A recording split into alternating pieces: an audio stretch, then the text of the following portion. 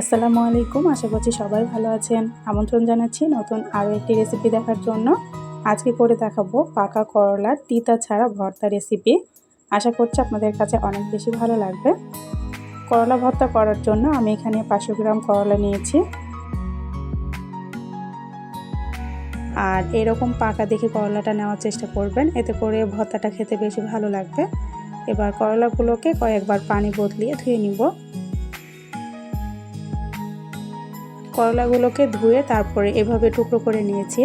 আর এর ভিতরের বিচিটা ফেলে দিতে হবে, নইলে ভর্তা করার পর এটা খাওয়ার সময় মুখে পড়লে খেতে ভালো লাগবে না। তাই চেষ্টা করবেন বিচিটা ফেলে দেওয়ার।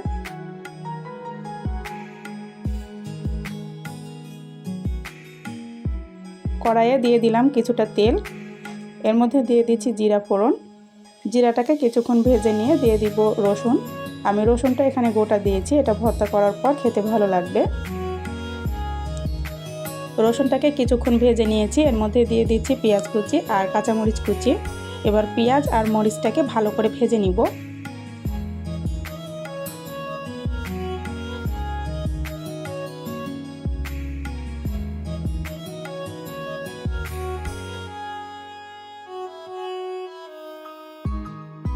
পেঁয়াজ আর কাঁচামরিচটা আমি কিছুক্ষণ ভেজে নিয়েছি, এর মধ্যে দিয়ে দিব হলুদ গুঁড়া আর স্বাদ মতো লবণ দিয়ে এগুলোকে নেড়েচেড়ে মিশিয়ে নিব।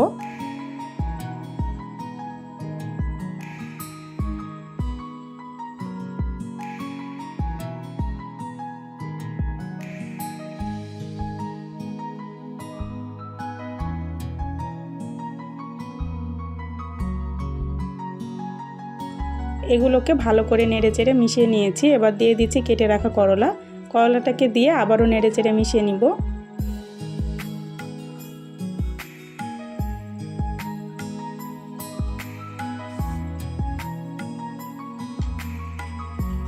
এবার ঢাকনা দিয়ে ঢেকে এটাকে রান্না করে নিব।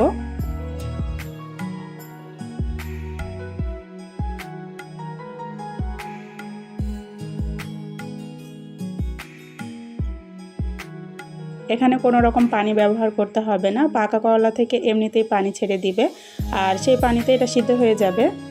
আলাদা করে কোনো পানি দেওয়ার দরকার নেই। এটাকে নেড়েচেড়ে আবারও ঢাকনা দিয়ে ঢেকে দিচ্ছি।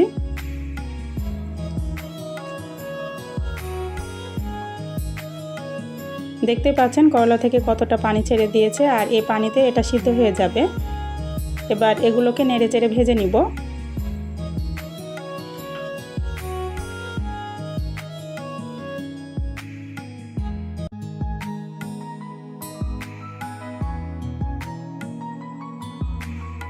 করলাগুলো সিদ্ধ হয়ে গেছে, এবার এভাবে নেড়েচেড়ে ভেঙে নিব আর এটাকে ভাজতে থাকবো।